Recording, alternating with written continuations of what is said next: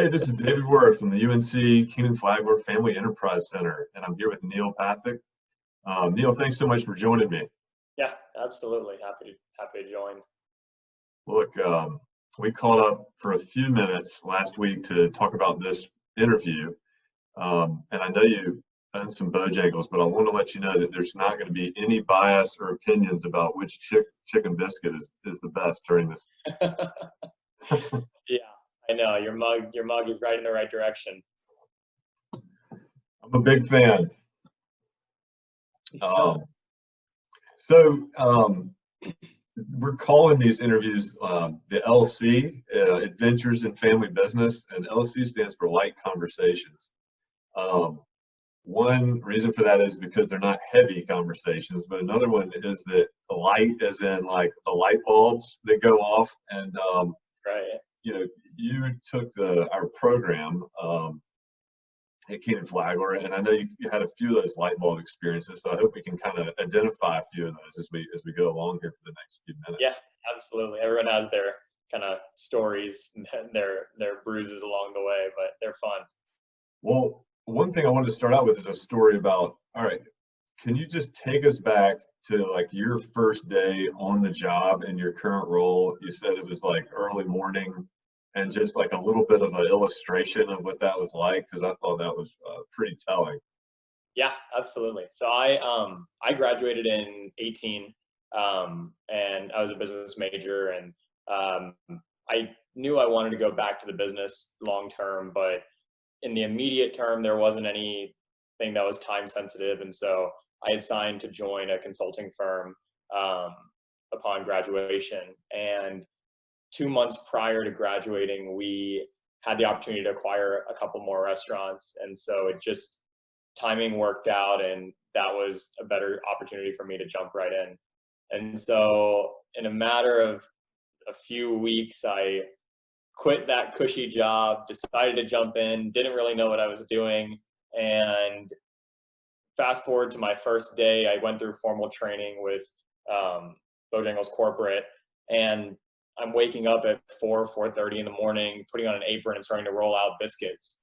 And part of me in my head is just thinking, what am I doing?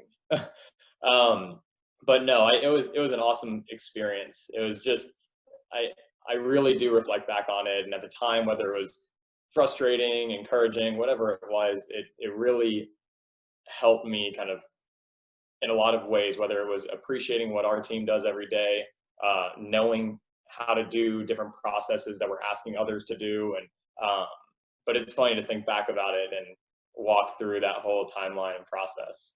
Can you give me like a biscuit metric of some kind, or some, like, how long does it take to roll a pan of biscuits or something like that? For someone that's good at it, it might take 10, 15 minutes. For me, it would probably take 25, 30 minutes. Yeah. Very poor at making them. I appreciate all of our team because I am definitely not good at it. Same thing happened to me when I started in our family business in Greensboro. I was on the pick and pack line, and like day 10, a worker came to me and said, "Look, buddy, you're ruining our quota. Like, here's a broom." Yeah, seriously. No, but I'm the first one to say that everyone's good at different things, and it really makes you appreciate what other people can do when you realize that you're not that good at it. Yeah, totally. Well, will you just give us an overview of your family business? We'll kind of step back for a second and let you talk about how you all are set up and your family relationships, just so everybody understands, a little bit about that. Sure. So we are franchisees with Bojangles. So we have 14 locations in Charlotte and upstate South Carolina. And my parents actually opened their first location a little over 20 years ago, and they kind of grew one by one and went along that route. And so I grew up kind of right alongside the business. They opened their first location right around the time that I was born. And so there's pictures of me running through the restaurants, and it really felt like another sibling to my sister and I. And so growing up, you're just with any family business, you're just surrounded by it. And it becomes topics at the dinner table, conversation. You just become well versed naturally in a subject that you're not really paying attention to. And so as I got older, I got more and more interested in it. But it wasn't until really the end of high school that I really started thinking, is this something that I'm seriously interested in? And that led to conversations. I ended up deciding that college still had some value, even if I decided to go right back to it. And I learned a lot through college. I really did, not necessarily about the business, but just how to grow up and mature and how to work with people. And so I have no regrets along the way. I really value a lot of different experiences. I think it's helped me along the way. So was there a question at one time in your mind of whether you would go to college? Is that fair? I mean, a light question, I guess. I kind of knew that even if we entertained that subject, it really wasn't a conversation to be entertained. My mom's parents are both in education. My grandmother was a second grade school teacher, and my grandfather was a microbiology PhD professor. And Okay, so education, well educated. yeah, I know, education ran in our blood a little bit. So it really wasn't a argument by any means, but it definitely was a talking point, to say the least. Yeah, that's one thing I've heard some is that people with family businesses, it's distracting almost to be at school and yet know that you have a family business running, and so that can be hard. It's almost like it's taking your attention away from your schoolwork, and it's hard to turn off, I guess. Yeah, I think looking back, I would think that it it's interesting to kind of have both things going on simultaneously, but being present in what you're doing. And I try to kind of divide my time evenly, but you'll have decades to work in your family business, and you only have a certain amount of time doing what you're maybe particularly doing, whether that's college or a job or whatever it is. And so really finding what's ending and what's going to last for years and years and decades, or however long. And we're like a lot of family businesses are franchises. And could you talk a little bit about what that relationship is like? So you're the franchisee. I've interviewed Andy Moore from Highway 55. They're a restaurant business, and he's Right. kind of on the franchisor side. So I think that'd be some neat Mhm. perspective, kind of the other side, because it is a partnership. Right. Uh, Yeah, absolutely. So it it's there's a bunch of different parties involved, right? So whether it's my relationship with my family and us working together, our collective relationship with the franchisor, our relationship with our employees and our team. And so managing all those relationships is a balancing act at times, but really getting everyone aligned was the key. And so even though I grew up around the business, I still went through the process of going through the franchisee application process, meeting with the senior management team at Bojangles corporate, sitting down with the CEO at the time and the vice president at the time, and explaining why I wanted to do what I was doing, and all of that along the way.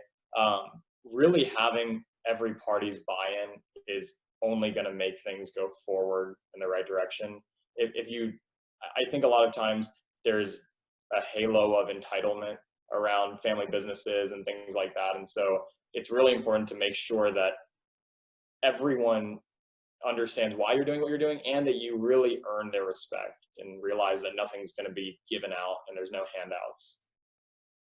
what would have happened if you just come in and said, "Hey, I'm here. I'm going to run the business now"? I mean, it's not that simple. Yeah, I just, first off, there's still so much that I'm learning right now, and I've learned a bunch in the last couple of years, but I'm learning every single day from everyone, whether it's franchisor, our team, my family, still all of that. I think you can technically maybe get by with that attitude, but it's long term not going to set you up for success. And people eventually they might smile to your face, but they'll dismiss you in the back of their head. And so you really have to be a person of your word and really mean what you say. We have a mentality in our business that any leadership, including myself or any of our team, we're not going to ask anyone to do something that we haven't done ourselves and don't know how to do ourselves. I think letting everyone know that I'm asking you guys, or I'm going to ask you to do things that I've done myself. I know exactly how long it takes, how it works, the process, all of it. That sounds like something that's almost like a guiding principle that you all would operate with that attitude, regardless of what business you're in, but it probably aligns with Bojangles to some extent in their culture. It does. It does. The Bojangles brand as a whole is very family oriented, which lines up directly with how we run our company. And we're really proud of things like retention in our company. We're really proud that we have 10, 15 plus year team members, and having average manager tenure of 9 or 10 years is really something that we take pride in. We don't consider people that come with us as someone that's working with us for weeks or months. We really look in terms of years. And I think that's helped us along the way, especially with stability of who you work with. And the corporate is okay with that long-term mindset instead of just like, how we doing this month? How we doing next month? They are. It just depends. Every management team has their own priorities and principles and all of that. And so as franchisees also, we have to adjust to each new leadership's kind of goals and alignment.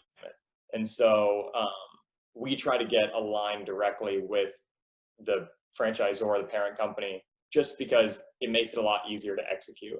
And so we make sure from all the way from Bojangles corporate to us, to our teams, all the way through that we're aligned on what our priorities are, what our objectives are, all of that stuff. One thing it sounds like you've done really well is get buy-in from the other stakeholders like employees. What was that like? I mean, I guess there are people there watching you make biscuits. I mean, that's counts for something, I'm thinking.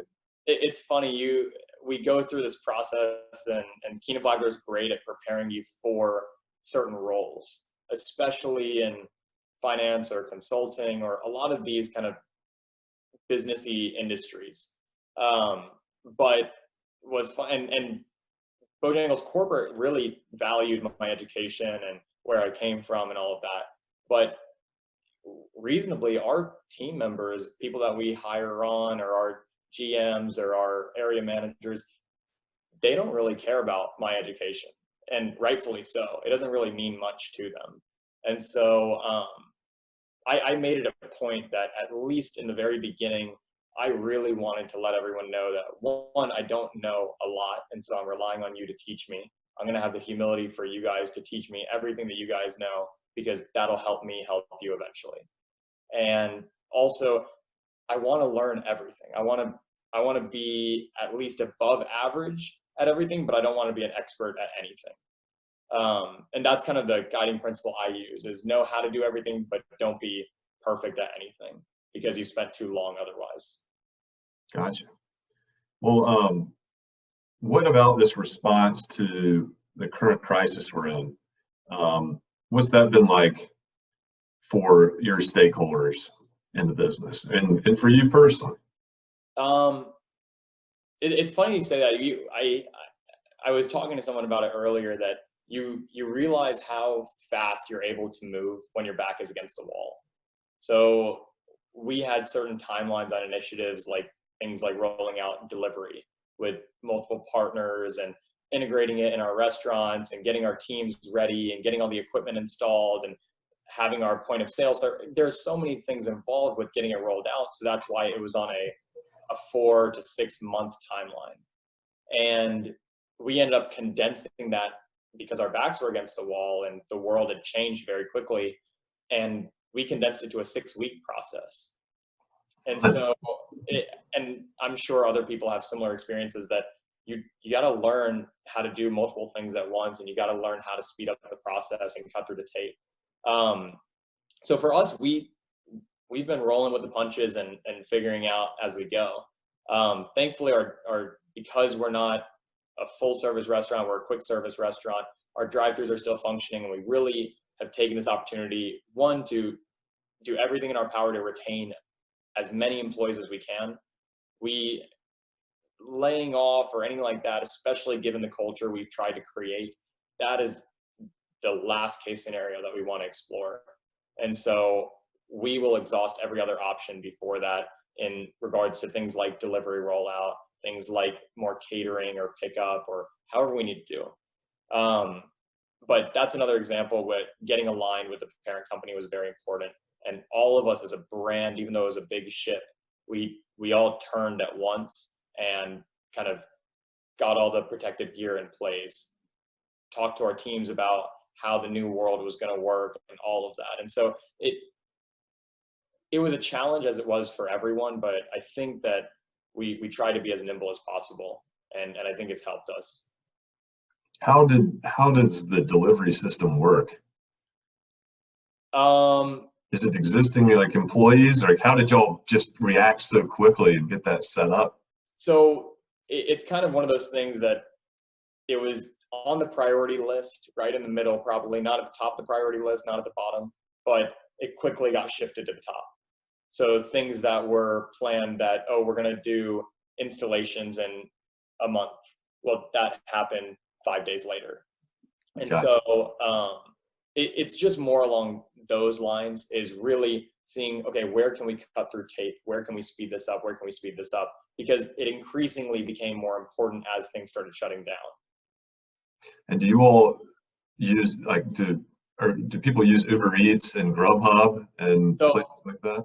That's one thing that I really value about the leadership team in place right now. We do a weekly call with them, and with the CEO, the COO, CMO, the entire C-suite does a call with all the franchisees, and we really hash out kind of whatever's going on. And so it adds a lot of value to, I think, both parties and really getting aligned on objectives. But to answer your question, yeah, so we use all of them, and we use a third party that funnels them all straight into our point of sale systems. Gotcha. So is that I'm going to ask you a kind of softball, but it's a growing part of the business. Like, how do you see that evolving over time? I see it. I think that we're seeing stronger results from it right now, but particularly because people are afraid to come out. I think it'll grow, but I think it'll probably decelerate once as the crisis starts resolving itself and concluding. I think people are just eager to get out, but they're also scared right now, which is they're trying to figure out what the happy medium is. So one of the best thing and the worst thing about family business can be that you're a family business, right? Yep. How, like, and under stress, like, kind of relationships are kind of put to the test. What are the family dynamics like right now for you all? So my family actually lives in Charlotte. They live about 20, 25 minutes away from me. And an obvious idea is, oh, why don't you live with them? They have enough room for you, and that'll be great. You guys can live together. I'm really thankful that my parents are pretty progressive in their thinking. And we really encourage as a family just open conversation. We're a loud, rowdy family, and that's just how we are. But I think it breeds really good conversation. And we all just openly acknowledge that, hey, it probably won't be healthy for our relationship. Set aside the business. It just won't be really healthy for our relationship to work and live together. And we have home offices. We don't have formal office space. We do a lot of work from our homes. And so mixing all of it at some point, some distance and separation is healthy, in my opinion. And I think it's made our relationship a lot better by doing things like that. And I think I learned a lot about my family along the way. I think that it's really easy to go into a situation and start pointing out what's wrong. But I say it all the time, going from one restaurant to two is significantly harder than going from 10 to 20, I would believe. And so I really value and appreciate and respect a lot of what my family did. I think what I walked into was 10 times easier than what they walked into. And I think just having the humility to acknowledge that is important. And it's funny, you learn different things about your family. I learned how to talk to my parents as a parent-child relationship, as well as separating that to, hey, this is a business conversation, and let's separate both of them. And how does that go with you have one sibling? Yep, I have a sister. She just graduated from Wake Forest Med School, and so she's moving to Dallas soon for her residency. Gotcha. So she's not interested in coming into the business. She's got her own kind of professional. Yep. I think she used to push it away because she was just disinterested, and my interest being so polar opposite of hers just kind of made her even less and less interested. I think as she's gotten older and as I have, I think she entertains the conversation, not of coming back, just of letting us talk about it at the dinner table and letting that kind of seamlessly integrate into our lives. But no, she doesn't have interest in coming back, and she's never shot it down, but I think just the realm she's going in, she's so passionate about what she's doing that I don't think that she would come back. It'd be interesting if she wanted to, but I don't see that happening. Yeah. Well, I want to thank you for your help, because sharing these stories, I think, is really helpful to other students or even founders of businesses that are thinking about, their kids and how they get involved in the business. So I hope somebody will listen to this and get some value out of it. I'm also hearing from you, like, have you ever disagreed with your parents? To say yes would be an understatement. I think my mother always said that. She said it's okay to argue and disagree with people you love. I think that learning, we talk about two parts of every interaction: message and delivery, right? Message is what you say, delivery is how you say it. And I think learning that second part, how to talk to certain people, is really, really important. Different people respond to things in different ways. And so understanding when and how to talk to people about different subjects, and learning that people get on board at different times. I think I've seen over the past couple of years, my mom had belief in me from the beginning, and my dad, I think, is more along the lines of, okay, prove something, or let me see you do the work, or let me see some results, and then I'll start letting go of the rope. And so I think understanding why people are the way they are, and I respect both of them for their own opinions and having them. And I think once you realize how people are in receiving, then it becomes easier to get on board with them. That's awesome that you all have been able to develop that type of relationship together. But yes, we definitely argue about things. There are things that I do that I'm sure that drive them crazy. What's a current maybe argument, and it doesn't have to be too. I don't know about current, but in general, I think we used to have a bad habit of, because we used to have home offices, and we don't have any kind of knowledge of time a lot of times. And so I might be doing work at 10 p.m. or we might wake up early and do work at 5 a.m. or whatever it is. And knowing that, I think probably a year and a half ago, we all kind of touched base and said, we need to kind of set some time boundaries. Yeah. And knowing that, I get it, I'm your son, you can call me at 10 p.m. if it's an emergency, but let's start some of our conversations of, can this wait? Does it need to be done at 10 p.m. or can it wait till 7 or 8 a.m. tomorrow morning? Right. So those are just the kind of little things, and it's learning how to work with one another. I think it's been really fulfilling, actually, too. Great. Well, look, we'll post this at our website, familyenterprise.unc.edu, as well as on our LinkedIn page. I've got to mention that we have a forum meeting that we're scheduling in September 24th and 25th. It'll be about how to build an advisory board or a fiduciary board. And so that's something we'll have coming up. You know, these days that comes with a footnote that we'll do it virtually if we have to, but hopefully I know. We'll be in Chapel Hill. Fingers crossed. I say Chapel Hill is a slice of heaven, so hopefully you can be there. Neil, thanks so much, and wish you all continued success for you and your family. Thanks, David. I appreciate it. Have a good one.